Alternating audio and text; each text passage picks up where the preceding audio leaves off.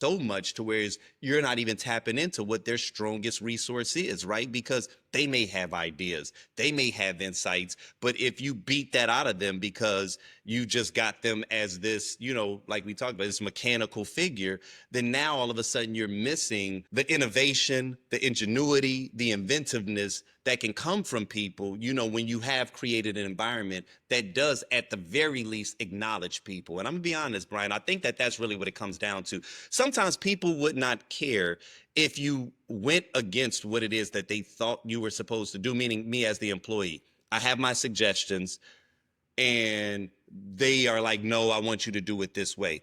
People can accept that if at the very least they feel acknowledged. And I think that that's where a lot of times management drops the ball, is in acknowledging that you are talking to a professional. You are talking to someone that has their thoughts, they have value. Why the hell did you hire them if your goal was not to get the best out of them, right? But getting the best out of them means that you have to give them space to, one, a little bit of autonomy to be able to make some decisions on their own, but two, at the very least, hear them out and have some kind of system that allows these ideas to sometimes go up the chain. Not just, oh yeah, you said it, I hear you out, but now go ahead and do this. But every once in a while, pull an idea in. Like, let someone see that there's a reward on the opposite end of them sharing their value, right? And so, like I said, I think we're in the space nowadays where we are trying to find that balance between individuality and conformity, because a little bit of both is needed in order for, I think, successful organizations to thrive nowadays.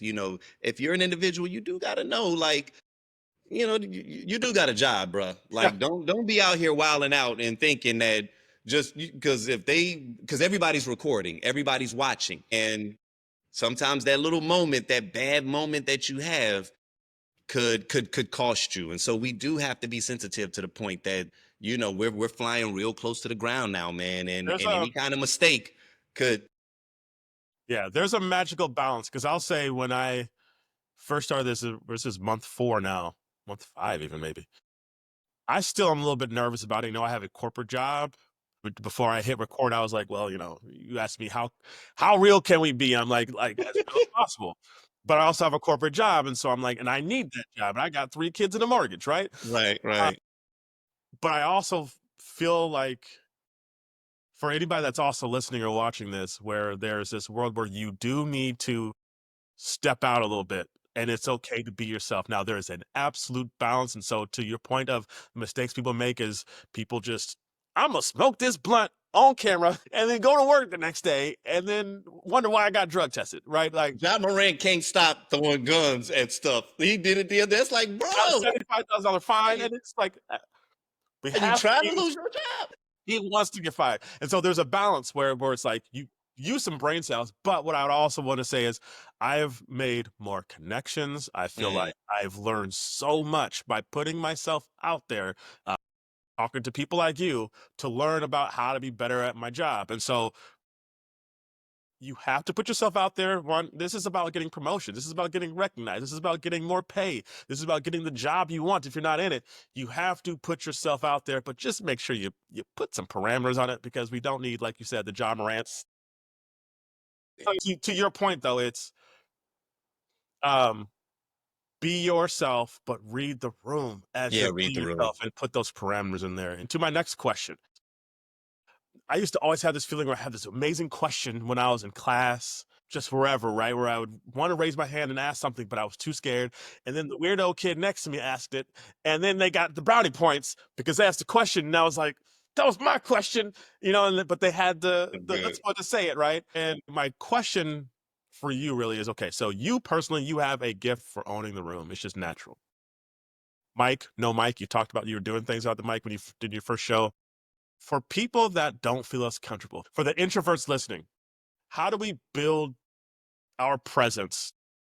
Mm. How do we network when we're not the loudest voice or when we feel uncomfortable about speaking up?